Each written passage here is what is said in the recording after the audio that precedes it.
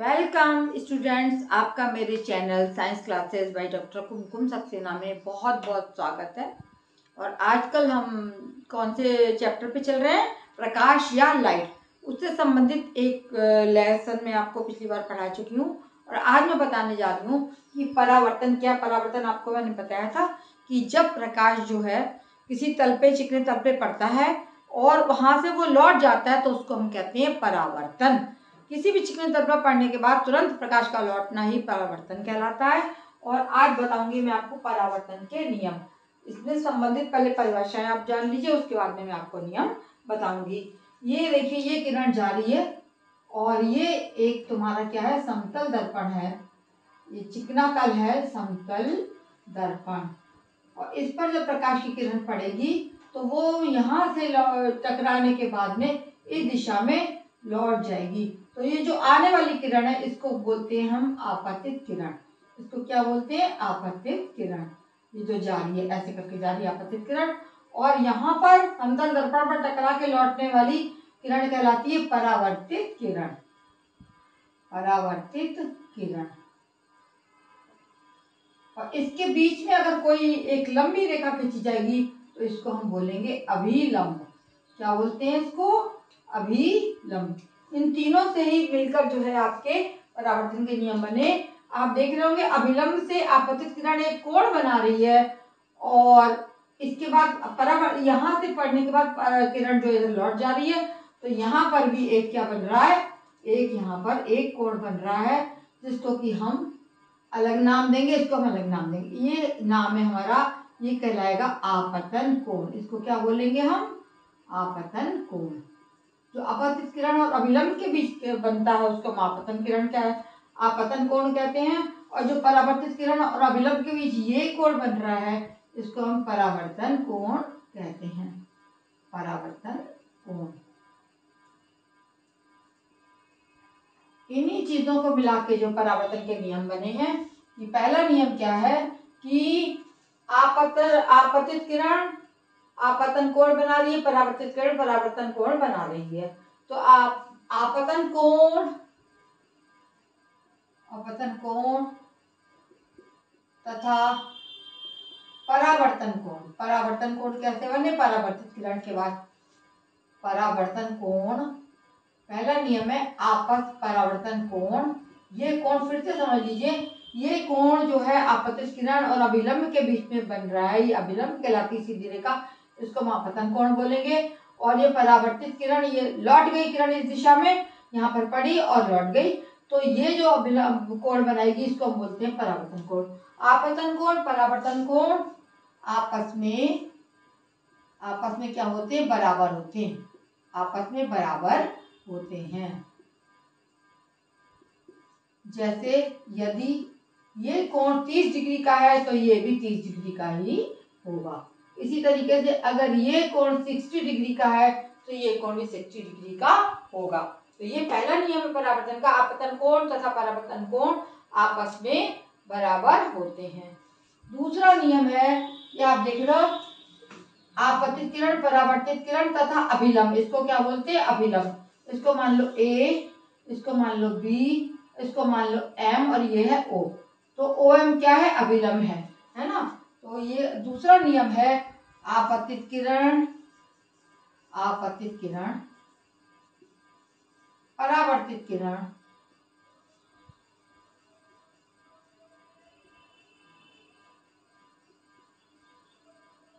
तथा अभिलंब। इसको बोलते हैं, जैसे लंब को हमने नाम दे दिया अभिलंब।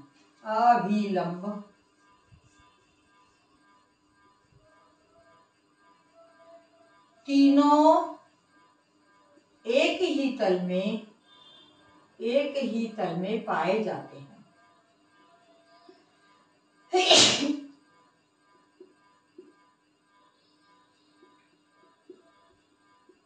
ये दो हमारे क्या हैं? परावर्तन के हमारे नियम हैं कि आपतित किरण परावर्तित किरण तथा अभिलंब तीनों एक ही तल में पाए जाते हैं। और पहला नियम है आपतन कोण तथा परावर्तन कोण आपस में बराबर होते हैं। ये आप लोग याद करिए क्योंकि ये बोर्ड में क्वेश्चन अवश्य आएगा। अब इनसे संबंधित मैं परिभाषाएं आपको बताने जा रही हूँ, इसको आप नोट कर लीजिए। तो आज में मैं आपको परिभाषाएं आगे चलूँ जिससे कि मैं आपको परिभाषाओं को बता पाऊँ। दूसरा है यहाँ पे, अब मैं मिटा दूँ इसको। और अब हम चलते हैं गोलीय दर्पण से संबंधित कुछ परिभाषाएं। अब आप क्या पढ़ेंगे? गोलीय दर्पण से संबंधित परिभाषाएं। गोलीय दर्पण से संबंधित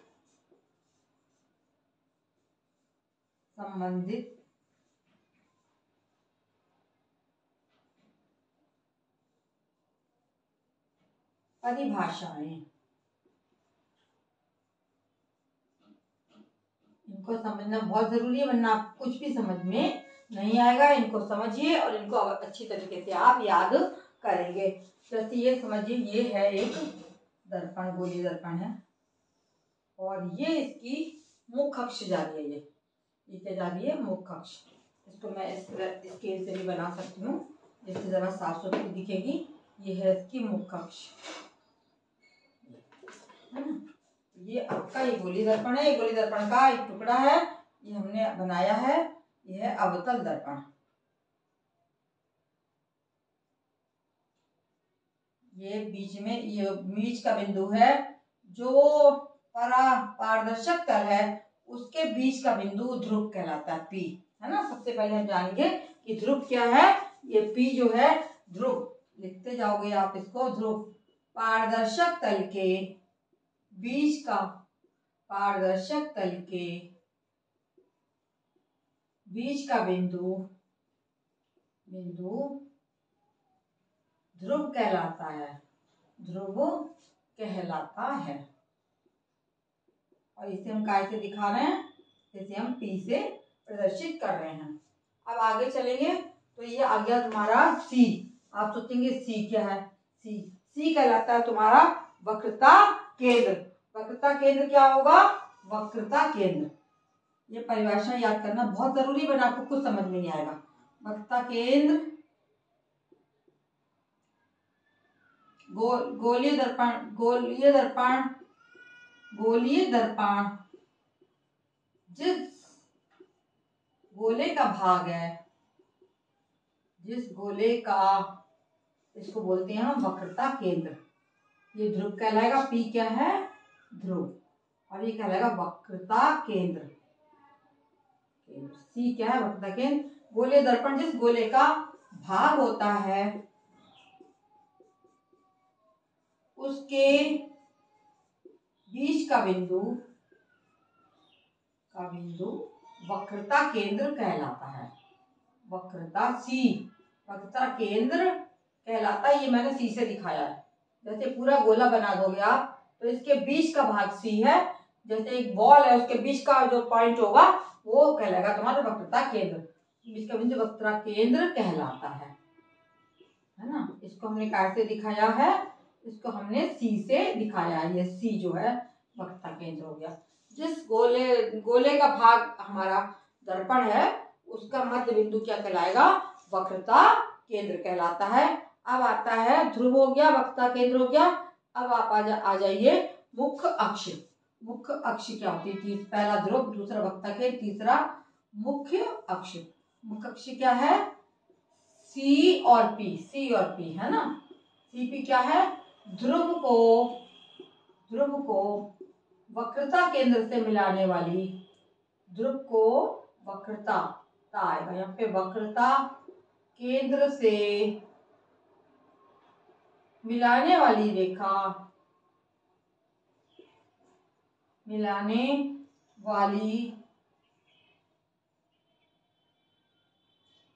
रेखा, मुख्य अक्ष कहलाती है। मुख्य अक्ष कहलाती है। अब यहीं पर कहीं पर एक पॉइंट होता है जिसे हम एफ बोलते हैं, है ना। वक्रता त्रिज्या और देख लीजिए आप, वक्रता त्रिज्या ये क्या बन गई? वक्रता त्रिज्या। वक्रता त्रिज्या क्या है? ये सपोज कर लीजिए ये आर पॉइंट है ना। तो वक्रता त्रिज्या हम किसको कहेंगे? कि जो हमारा ये क्या चीज है, वक्रता केंद्र है ना, वक्रता केंद्र से दर्पण के ध्रुव तक खींची गई रेखा जो है ना, क्या कहलाती है, वक्रता केंद्र से ध्रुव तक खींची गई रेखा वक्रता त्रिज्या कहलाती है।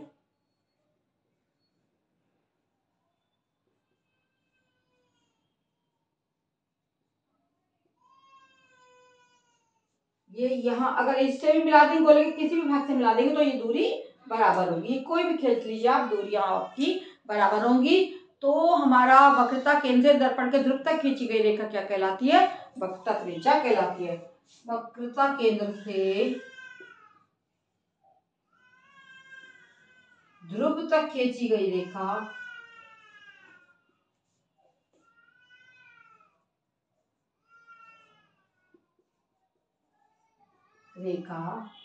वक्रता त्रिज्या कहलाती है। ये भी वक्रता त्रिज्या है, ये भी वक्रता त्रिज्या है। इधर अगर हम खींच देंगे तो ये भी वक्रता त्रिज्या होगी, वक्रता त्रिज्या कहलाती है। अब आता है फोकस। फोकस फोकस यानी एस एफ, ये क्या है, ये सब कुछ करिए, ये फोकस है। ये फोकस कैसे हुआ कि माना ये किरणें ये आ रही हैं यहाँ पर और टकरा के ये इस बिंदु से गुजर रही हैं। ये किरण आ गई या ये किरण आई, यहाँ पर ये किरण आई, एक और किरण आई, है ना, और आके ये टकरा के कहाँ से निकली, ये फोकस बिंदु से निकल गई। तो फोकस का हम परिभाषा क्या लिखेंगे, फोकस एफ है ना, मुख्य अक्ष के समांतर आने वाली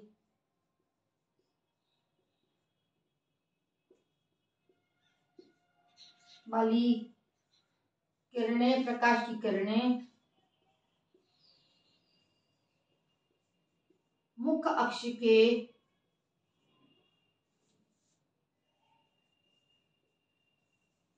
जिस बिंदु पर आपतित होती हैं, जिस बिंदु पर आपतित नहीं कहलाएगा बल्कि जिस बिंदु पर मिलती हैं या काटती हैं, जिस बिंदु को मिलती हैं उसे, ये आई और यहाँ पे मिल गई, मुख्य अक्ष से कहाँ पे मिल गई, एफ पे मिल गई, है ना।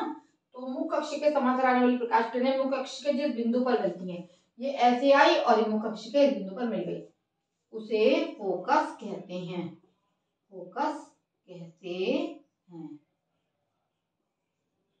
ये परिभाषाएं जिन्हें आपको जरूर याद करना है।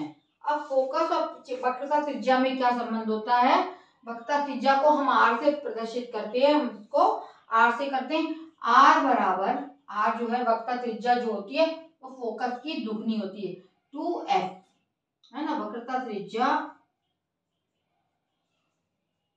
फोकस की दुगनी होती है। यानी फोकस यदि 4 है तो वक्रता त्रिज्या कितनी हो जाएगी, 8 हो जाएगी। और इसका वर्सावर्सी भी है कि f बराबर r/2, यानी r यानी 10 सेंटीमीटर है तो फोकस हमारा कितना हो जाएगा, 10 को हम 2 से डिवाइड करेंगे, 5 सेंटीमीटर। ये मैंने आपको सारी क्या बता दी, मैंने मुख्य जो है आपको परिभाषाएं बता दी। किसकी, गोलीय दर्पण से संबंधित परिभाषा, ध्रुव, पारदर्शी, फिर से समझ लीजिए, पारदर्शक तल है ये वाला, इसका जो बीच का बिंदु है वो क्या कहलाएगा, पी ध्रुव कहलाता है। वक्रता केंद्र क्या है, इसको ऐसे अंडरलाइन कर लीजिए। वक्रता केंद्र क्या है, गोलीय दर्पण, जैसे ये दर्पण है पूरा ऐसे करके गोला बन गया, तो इसका जो बीच का बिंदु होता है गोलीय दर्पण जिस गोले का भाग होता है उसके बीच का बिंदु वक्रता केंद्र कहलाता है। और इसको मैंने सी से दिखाया है आपको। वक्रता केंद्र क्या है, सी है, एफ क्या है, फोकस बिंदु है, एफ क्या है, फोकस, और मुख्य अक्ष क्या है, सीपी, ध्रुव को वक्रता केंद्र से मिलाने वाली ये पूरी मुख्य अक्ष कहलाती है। तो ये आप परिभाषा देख लीजिए कि ध्रुव को वक्रता केंद्र से मिलाने वाली रेखा मुख्य अक्ष कहलाती है। अब आती वक्रता त्रिज्या, है ना, तो ये भी वक्रता त्रिज्या है, ये भी वक्रता त्रिज्या है, बस लिखने में ये आता है कि वक्रता केंद्र से ध्रुव तक खींची गई रेखा वक्रता त्रिज्या कहलाती है। लेकिन ये अगर इधर भी आ रही तो ये भी वक्रता त्रिज्या कहलाएगी, CR भी वक्रता त्रिज्या है आपकी। CRB आपकी वक्ता त्रिज्या है। अब फोकस, मुख्य अक्ष के समांतर ये आ रही है किरणें, ये आई, एक ये आई समांतर ऐसे, और इससे परावर्तित होकर आपतित हुई, परावर्तित हो गई, ये यू लौट गई, ऐसे लौट गई, ये ऐसे आई और ये ऐसे लौट गई, यहाँ से आई और इधर से F पर मिलती है दोनों और लौट जाती हैं। तो इस बिंदु को मुख्य अक्ष के समांतर आने वाली प्रकाश किरणें मुख्य अक्ष के जिस बिंदु पर मिलती हैं उसे हम फोकस कहते हैं। फोकस में वक्ता त्रिज्या में क्या संबंध है, ये तुम्हारा दिखाया गया, फोकस और वक्ता त्रिज्या का संबंध है ना। तो R वक्ता त्रिज्या है, F फोकस है, तो R जो है वक्ता त्रिज्या फोकस की दोगुनी होती है, 2F हो गई, और हम अगर फोकस निकालेंगे तो फोकस हो जाएगा हमारा वक्ता त्रिज्या का आधा, है ना, F बराबर R/2, वक्ता त्रिज्या का आधा फोकस हो जाएगा। यदि ये 20 सेंटीमीटर है तो F हमारी, अगर किसी दर्पण की जो वक्ता त्रिज्या वो 20 सेंटीमीटर है, तुरंत आप फोकस बता दें, उसको 2 से डिवाइड करके 10 सेंटीमीटर। और किसी का यदि R जो है, R तुम्हारा 20 सेंटीमीटर है और F निकालना है, F उसका आधा 10 सेंटीमीटर हो जाएगा, या 40 सेंटीमीटर है, F तुम्हारा 20 सेंटीमीटर आ जाएगा। ये मैंने आपको बता दी जो हमारी दर्पण से संबंधित परिभाषाएं हैं, और आपको मेन मैंने परावर्तन के नियम बता दिए। इसके बाद हम अगले चैप्टर पर चलेंगे। मेरे चैनल को अवश्य सब्सक्राइब कीजिए तथा लाइक कीजिए, और अन्य अपने स्टूडेंट्स में भी बताइए। तो आपको मेरे लेक्चर इसी प्रकार मिलते रहेंगे। धन्यवाद बच्चों।